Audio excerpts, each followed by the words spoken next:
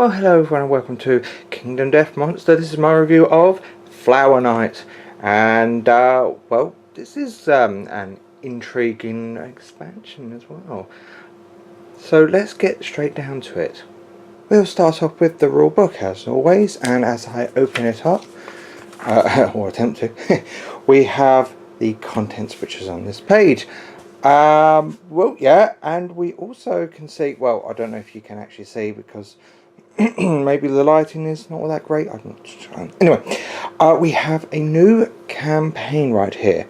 It's a custom campaign, which is called the Bloom People, and it gives you the rules on of what you actually have with the Bloom People.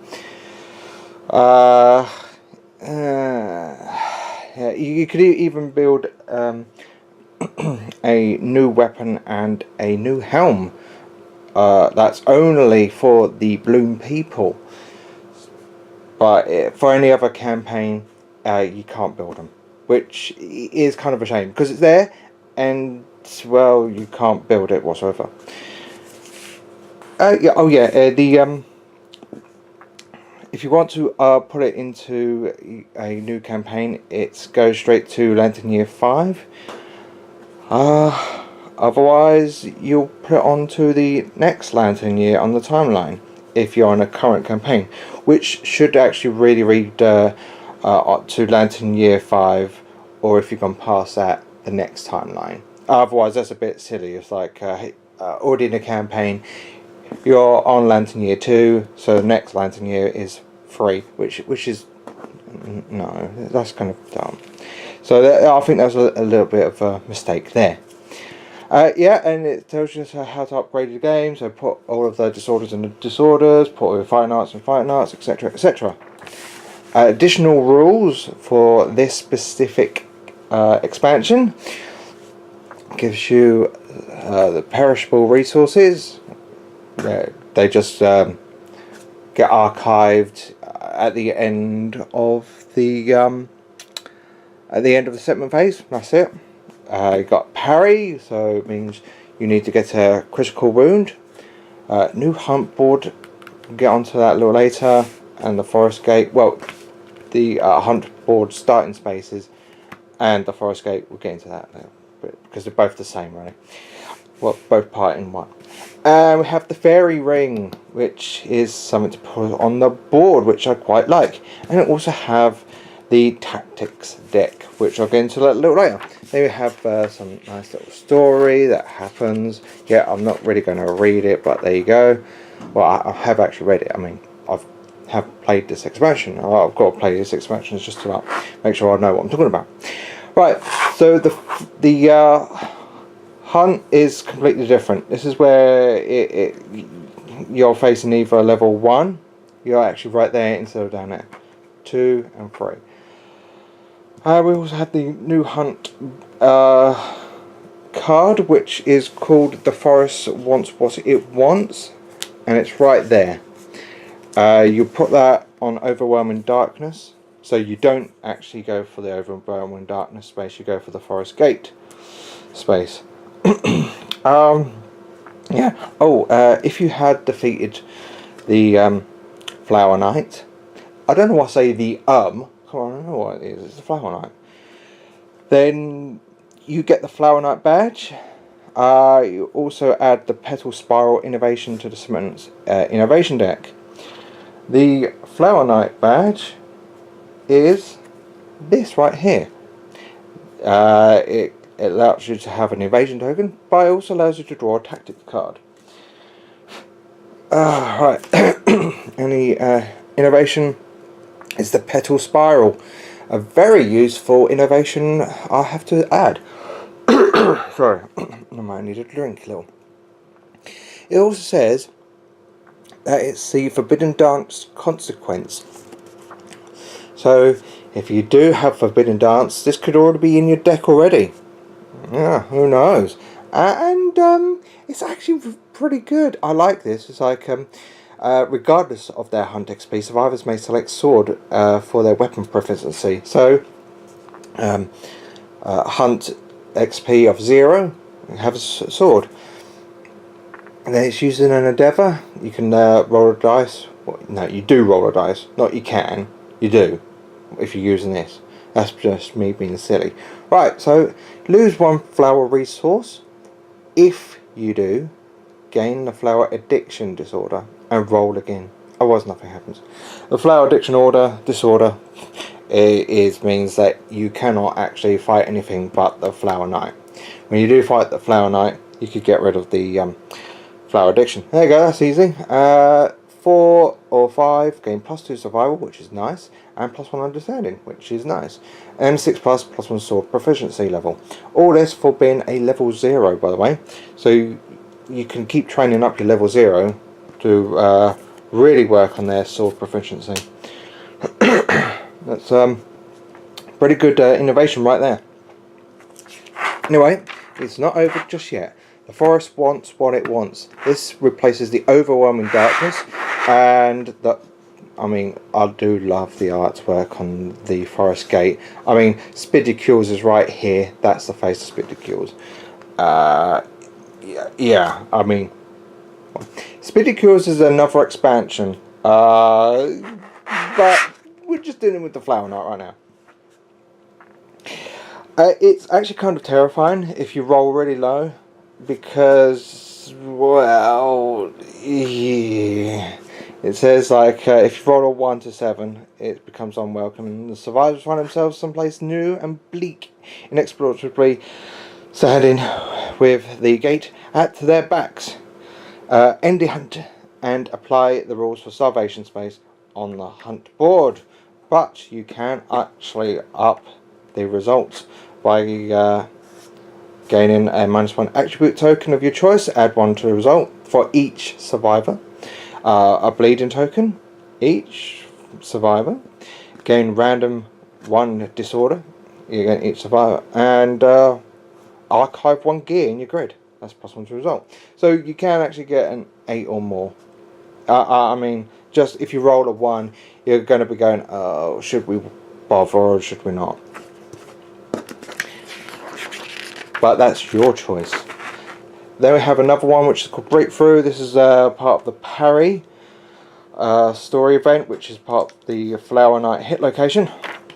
Sense Memory. This is where you can actually build stuff. Yes, you do not get a location to build. This is it. So you could either build the Vespertine Satchel, the Vespertine Foil, Vespertine Celor, the Vespertine Arrow, and the Vespertine Bow. We'll get into that a little later. We also have another 2 little events that's kind of locked unless you have pottery, and another one which if you have sculpture and Song of the Brave, you can do this one.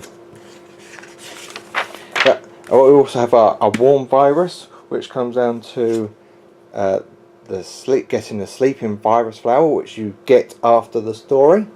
Not this one, but the one before it. Before the very first story. This one gives you +1 luck and is cursed. And when you die, this happens. And it is quite an interesting read. Well, I won't get into that a little later because that's kind of spoiling it. Unless you actually know it, then there you go.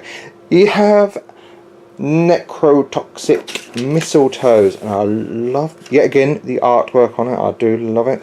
It looks like everyone enjoying themselves, you know, just sitting back, relaxing, or enjoying the what's all of this white sludge coming down.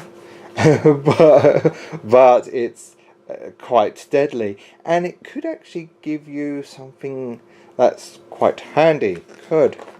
And that is it for the book. As I've mentioned about the tactics, these are the tactic cards. You get 3 tactics cards in this expansion, and what you do is you shuffle the tactics deck, which is this. However, there are some other expansions that actually have more tactic cards, so you can actually add more tactics to the tactics decks. Oh, there is not a divider for the tactics deck. It's just something to place somewhere in the box. I myself have got it just behind the universal cards, so that's where I'm placing them. Anyway, the tactic cards is you can actually do stuff if you're in some kind of formation or in some kind of areas on the board. So it could be, I'm going to give you an example. I'm not going to show you all of them.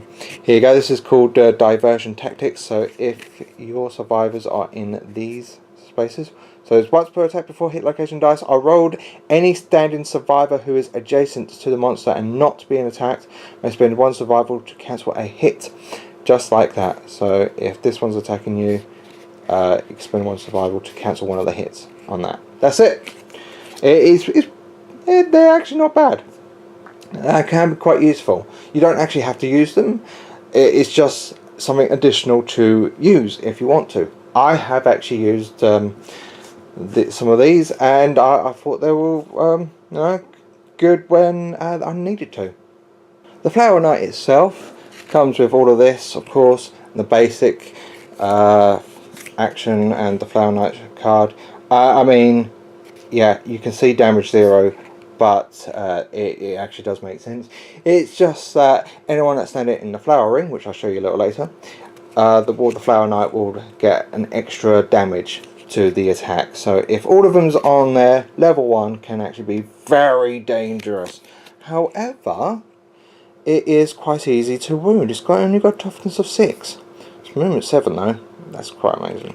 Level 2 has a toughness of 8, and a level 3 has a toughness of 11. Like I said, it's quite easy to wound.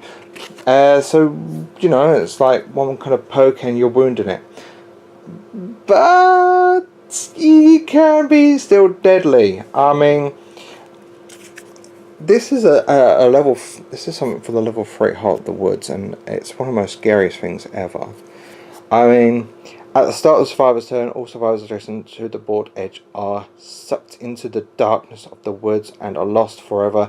They are dead. Do not gain the benefits of cannibalize. Then all survivors outside the fairy ring suffer knockback 5 towards the closest board edge. That is a level 3 though, so you don't have to worry about any of that. However, there is an A card which is very dangerous. It gets 4 A cards as a level 1, 4 A cards as a level 2, and 5 A cards as a level 3. The one to watch out for is literally 1000 cuts, which is closest threat facing in fairy ring, closest survivor in range, no target germinate. Germinate means one of the survivors outside the fairy ring gets put inside the fairy ring. It's a mover attack, speed of 3 plus actually damage 1. Then it's got another little bit here, which is if the target did not suffer any injuries, light, heavy or severe, perform this card again targeting the same survivor. So it does that, and then that, then that, then that, then that. One of my friends who fought this was actually laughing all the way through because, well, he had full leather set on his survivor, and I think also I had the shield, so that's armor points 5 in all locations. Then we fought the Flower Knight, and that card came up. Practically at the end of the game, or just really at the end of the attack, all of his armor points were gone. From the head, arms, body, waist and legs. I mean, it was scary. So that's even a level 1 that can have that card, so it's quite dangerous. This is yet again a parry. I don't know why I say yet again because I talked about a parry before, but here you go. Wound attempts on this location fail unless the wound roll result is a critical. Yes. If the attacker does not have the fencing secret fighting arc, you have to do the story breakthrough.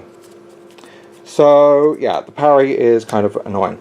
So you need to actually do some critical wounds on that. The resources are flower cards, and they're all perishable.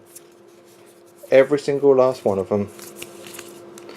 So that's kind of fun. When you face a Flower Knight, you have to use them all up, otherwise they're gone. These are some of the gear that you could craft. When I say could, I mean these two are for the Bloom people only. So if you do not, well, if you're not playing the Bloom people campaign, then these two are not available.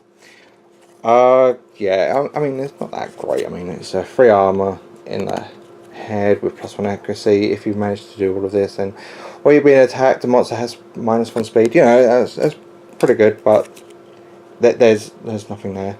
The replica flower sword is a grand sword, so it's a 2/6/6.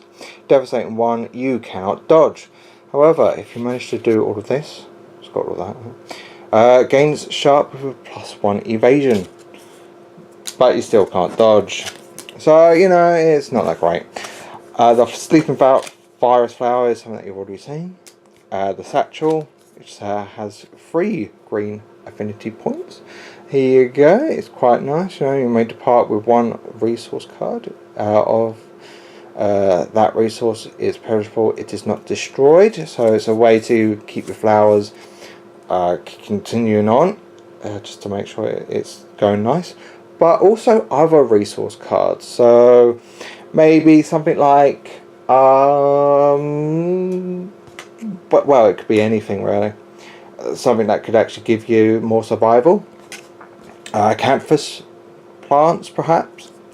The Vespertine Arrow, which is an interesting one. It's a speed of 2, 6 to hit, 0 strength, so it'd be using your strength. However, it's got deadly 4. Archive after use. If your attack misses, place a flower patch terrain in the adjacent monster. So really it's a way of critting very easily. I mean, critting on 6s, yes please. If you have anything else like a +1 luck, maybe like with the sleeping virus flower, that's critting on 5s. And you're laughing, and it's a good way of trying to get those criticals on the flower knight, just so you can actually deal with those parry cards. I have the Vespertine Foil, which has 4 attacks hitting on 5s with a strength of 1. At the beginning of each settlement phase, archive this unless you spend 1 flower resource, which is kind of annoying. But if you manage to do these two, get it connected, then it does gain deadly 2.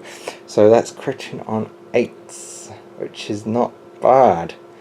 If you have something like +1 luck as well, like yet again, Sleeping Fire's flower, that's giving you a crit range of a 7, which yet again is a good way of trying to get through the Flower Knight's parry.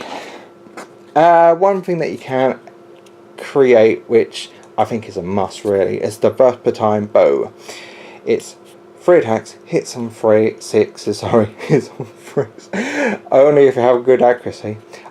Strength of 6, so really this is a very good bow. It's got a range of 5 and deadly, so crits on that. Okay. Before each attack, you may choose for Vespertine Bow to have slow, which means speed of 1, +4 accuracy, hits on 2s, and range of 9 for that attack. That's amazing. No, really, that's one of the best bows in the entire game, really. So, yeah, wow. There are 3 secret fighting arts in this expansion. How do you get them? Well, that's a secret, kind of. I mean, the True Blade is something that's kind of easy to find out anyway. I mean, fight a level 3 Flower Knight with some specific stuff, and then you can get that. The Acanthus Doctor, it's kind of easy, and the fencing is again it's kind of easy to find out as well. I mean, all of these are kind of self-explanatory for how to find them. Well, not self-explanatory, but you'd easily be able to find this one quite early or understand it. This one can be simple as well, and this one, well, it'll just tell you in the rewards. So there you go. It's probably easy, not very all that secretive either. Now we come on to some disorders, which you get 3 of them, and 1 fighting art. Well, this is a little interesting. We're only having 1 fighting art, but more disorders. Well, the disorders are pretty straightforward and simple. I mean, Ghostly Beauty is double all insanity you gain, double all survival you spend. It can be quite handy. Yeah, it's pretty good, not bad. It's not that terrifying. Flower addiction is you can only depart to fight a flower knight, and then after you depart, you just get rid of the disorder. These two are fine. They're not that scary. Narcissistic, you may not wear armor in the head location, and if you are wearing armor in the head location, when you gain this disorder, you have to archive it, which can be quite annoying, especially if the helmet that you've made is well, quite expensive to make, so that's kind of annoying. But we have the otherworldly luck. The otherworldly luck isn't really much of a fighting art because you don't do any fighting with the otherworldly luck. It gives you an excellent +1 roll to result on lots of tables, as in like the hunt events, story events, endeavors, settlement events, everything like that. Nothing to do with fighting whatsoever, but it's a very good fighting art to have in your fighting art deck.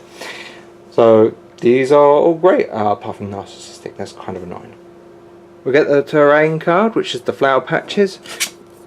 It's as an action, you pick a flower, archive in the terrain card, and roll a dice. Add 1 if you have sickles, so that means if you do, you automatically get that one.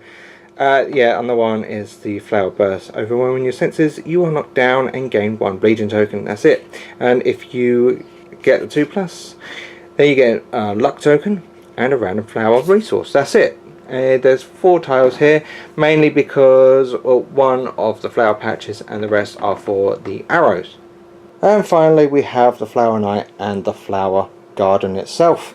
The flower garden comes in 4 pieces, and if I'll just take a look at the flower knight itself, it looks really nice. I mean, I like the way how it just stands there going, hey, look at me, I look nice and all that.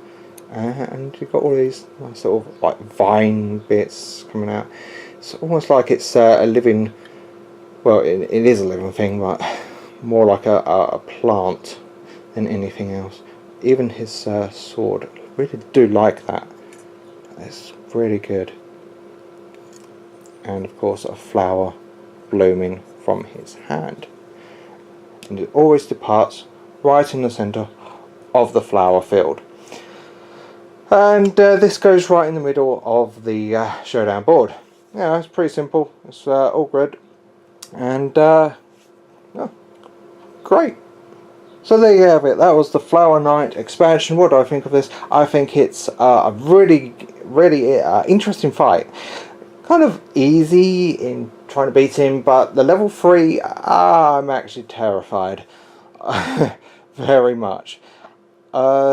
But hey, that burst of time bow is amazing. The other items, well, the versatile foil is not really all that good. I mean, considering that all those flowers are perishable, which means they go straight after the end of the settlement phase. I mean, it means you just have to keep them facing the flower knight again and again and again, unless you have the satchels, which means you have to bring the flowers along. Oh, it's such a nightmare. But hey ho, I like it. I do like it, all of it. The secret fighting arts are fun. The tactic cards are fun. The disorders and the fighting art. Fighting art is a really good fighting art, and I like the petal spiral innovation. It's really quite good. It's a good expansion, and I would have to give this one, because it is actually pretty good, but some bits are kind of a letdown as well. I mean, some of the items, and you don't really get as much on this than it looks. I mean, it does look like you get a lot. I mean, like the tactic cards as well. But it's like if you're not going ahead and play the bloom people, then you then you're not going to get 2 items from here. If you're not going to even have the expansion, you're not going to get anything but the disorders, the fighting art, and the innovation. You could get some of the tactics from another expansion though. So with those 4 having it on itself, actually 5, sorry, you've got the flower patch as well. If you're not using the expansion, you've got 5 things that you can have from other gaming sessions. But apart from that, yeah, I think it's all good. Even if you do actually use the Flower Knight, which I would recommend facing the Flower Knight. It's quite fun, especially the level 3 when it becomes a real scary thing to fight. I mean, yeah. So rating is an 8 out of 10. Literally, I find it really fun to fight. More terrified in level 3 than the level 1 pushover, because that level 1 is literally more of a pushover and you're just laughing, and when you go to level 3 it's a completely different story. So yeah, 8 out of 10, definitely worth a buy, and that's really it. So thank you very much. Bye.